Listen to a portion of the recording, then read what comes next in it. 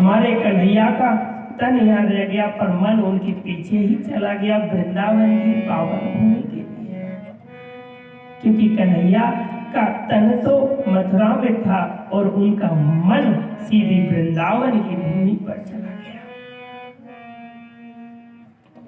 अब उनका रथ जैसे ही आगे की ओर जा रहा था तो भगवान के छोटे छोटे से सखा मित्र रोजीना देखते कि कोई आ रहा होगा और जब कन्हैया नहीं आते तो मैया से जाकर कहते, मैया तेरो लाला बड़ो कठोर है, मैया आ जाओ नहीं आयो। भगवान के श्री रामा श्री मंगल छुप कर देखते कि कोई रथ आ रहा होगा और जब नहीं आता तो वो सीधे माता से शिकायत करते कि मैया तेरो लाला बड़ो कठोर है, आ जाओ नहीं। 2 दिन की कह कर के गया तो और बरसों हो गए, अभी तक नहीं आया। एक दिन उम्मीद की किरण जागी है, उम्मीद की किरण जागी है। वही रथ चलकर आ रहा है जिसमें भगवान का वही निशान था। क्या था? कन्हैया के रथ पर जो अक्रूर जी के रथ पर जो निशान था वही उनके ऊपर निशान था, उसी रथ के ऊपर निशान था। अब तो भगवान के सखा मित्र भागे और जैसे ही भागे पर वामन से मधुमंगल जाके छुप कर बैठ गया। श्री रामा सब लोग बोले तू क्यों नहीं जा रहा है? सब लोग जा रहे हैं, कन्हैया इतने वर्षों बाद आ रहा है मिलने के लिए। मैंने कि हम तो कन्हैया से रूठ गए, जब तक कन्हैया आकर हमारे पैरों में आकर माफी नहीं मांगेगा हम नहीं जाएंगे। जब सारे सखा मित्र भागते हुए गए तो महू मंगल से रहा नहीं गया, वो भी आगे आगे भगने लगा। तो मैंने कि तुम तो कन्हैया से रूठ गए हो। तो मैंने तो वह बोला कि रूठ तो बाद में लूंगा, कन्हैया इतने दिनों बाद आ रहा है, चलो उसको सीने से तो लगा लूं।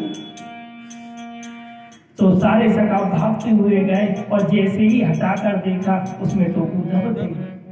उद्धव ने कहा जय श्री राधे। तो उन्होंने जय श्री राधे सारे सखाओं ने कहा। तो मित्रों ने कहा कन्हैया 2 दिन के कह के गया था, वर्षों बाद आया है और अपने मित्र को भेज दिया संदेशा लेके। हमारी सुध आई तो अपने मित्र को भेजा।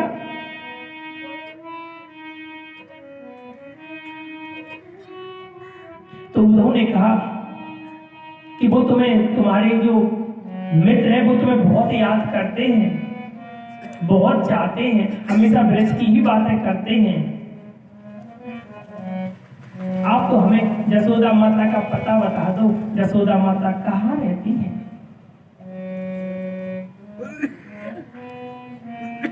जसोदा माता का पता बता दो। तो द्वारपालों ने कहा कि अब तो उनका रास्ता बहुत साफ हो गया है। ये जो पानी देख रहे हो आप, ये पानी का उद्गम जहां से है, ये जसोदा माता के द्वारे से ही पानी बह रहा है। अब तो उद्धव बौने हो गए। ये पानी बह रहा है, ये साधारण पानी नहीं है। हजारों गोपिकाएं कन्हैया के वियोग में आंसू बहाती हैं, ये उसका पानी है। उद्धव तो सुन के रह गए और कन्हैया और जैसे ही उद्धव ने अपने पैरों को जमीन पर रखा तो ब्रज को प्रणाम करके जैसे ही आगे बढ़े जसोदा माता के पास पहुंचे।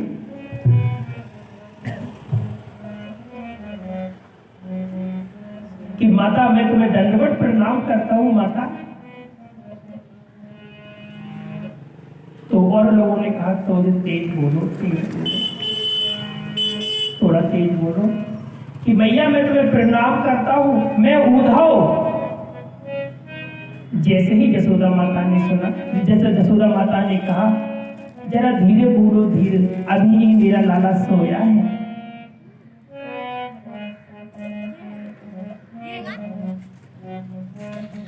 माता ने ऐसे ऐसे प्रमाण दिए। जब भी हमारा कन्हैया बांसुरी बजाता तो सारी गोपिकाएं, सारी गौ माता उन्हें घेर लेती, चारों तरफ से सारी गोपियां और गौएं सारी गौ माता घेर लेती। और जब वे बंसी बजाना बंद कर देते तो उनकी तरफ देखती, क्यों माधव बजाना बंद क्यों कर दिया। हमारी गौ माता जब तक कन्हैया बैठते तो घास खाती, और जैसे ही कन्हैया जाते तो वो खाना खाना भूल जाती। और गोपियों की तो ऐसी दशा है कि वो तो हर जगह केवल कन्हैया कन्हैया को ही देखती। यशोदा माता ने ऐसे प्रमाण दिए, अब तो वो बौने हो गए। उद्धव ने कहा कि आप वैसी माँ नहीं हो, आप पे तो हजारों माताएं कुर्बान हैं, आपकी सहन कोई नहीं कर सकता है माँ। इतने में नंद बाबा भी आ गए। जैसे ही नंद बाबा आए,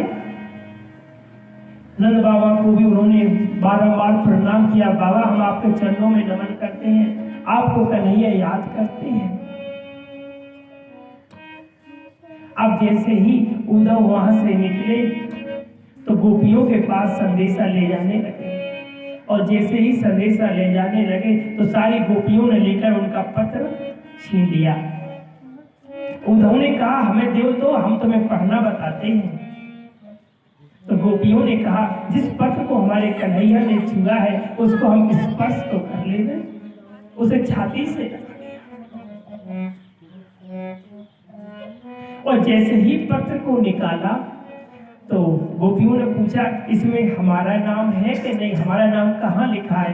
मैंने कहा इसमें तुम्हारा नाम कहीं नहीं लिखा है। और जैसे ही सुना तो उन्होंने सारी गोपिकाओं ने सारे उनके पत्रों को छीन कर फाड़ दिया, फाड़ के फेंक दिया।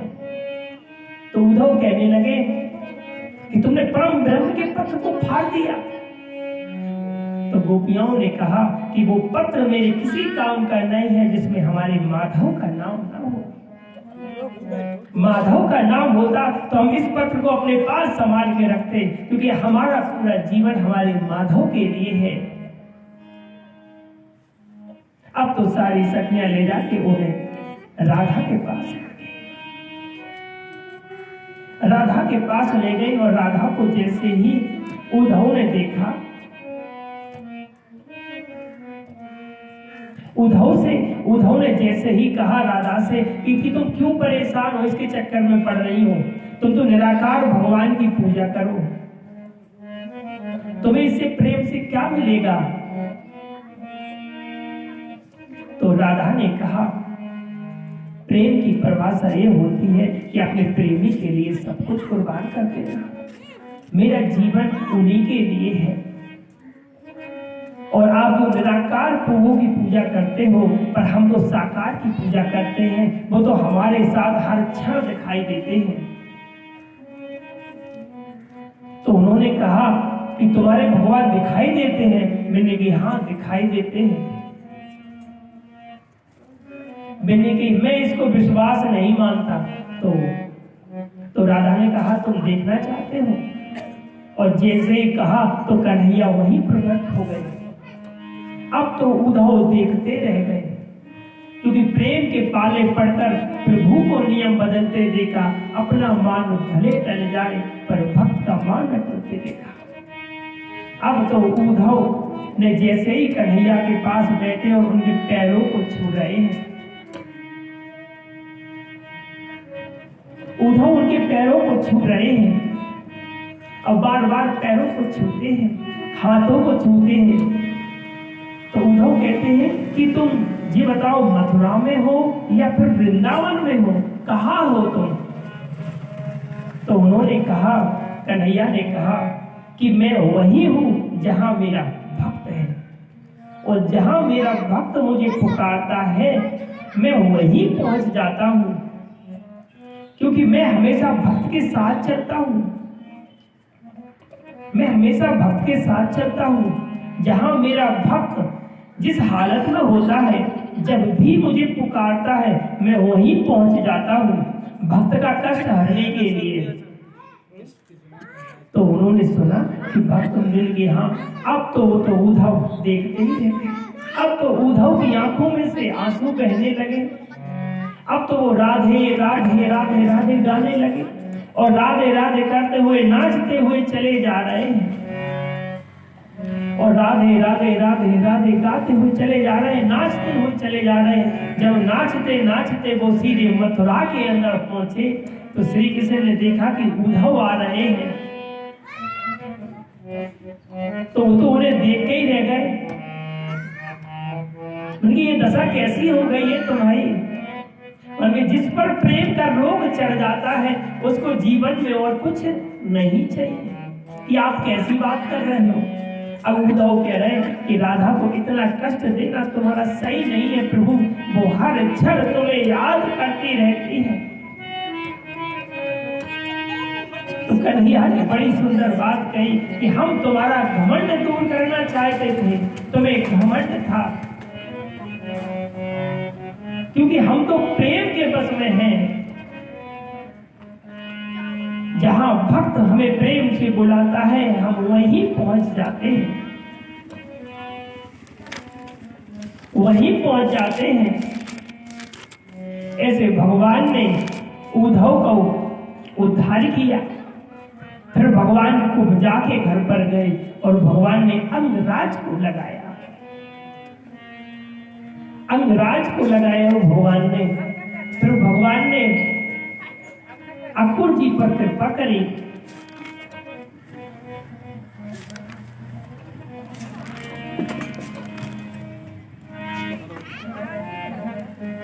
फिर भगवान ने कालीगण को प्रसन्न किया और हमारे प्रभु अब लीलाएं करते चले जा रहे हैं। भगवान हमारे कन्हैया राक्षसों का उद्धार करते हुए जा रहे हैं। फिर हमारे कन्हैया का बोलिए राजा रानी सरकार की, बोलिए नवल किशोर की, बोलिए संत महाराज की जय।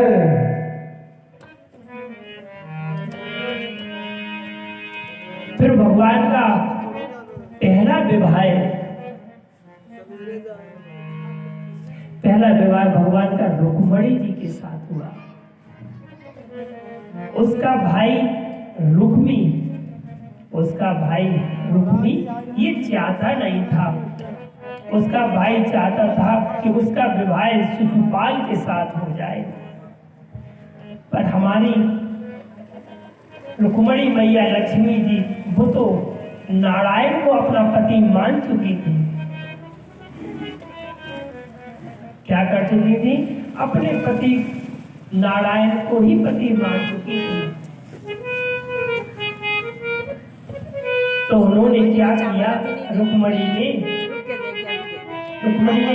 पत्र लिया और पत्र में लिखा कि नारायण अगर हम शादी करेंगे तो आपके साथ ही करेंगे, आपके साथ ही करेंगे, वरना हम किसी के साथ नहीं करेंगे। और नारायण अगर आप नहीं आए कन्हैया तो अपने प्राणों को यहीं छोड़ देंगे।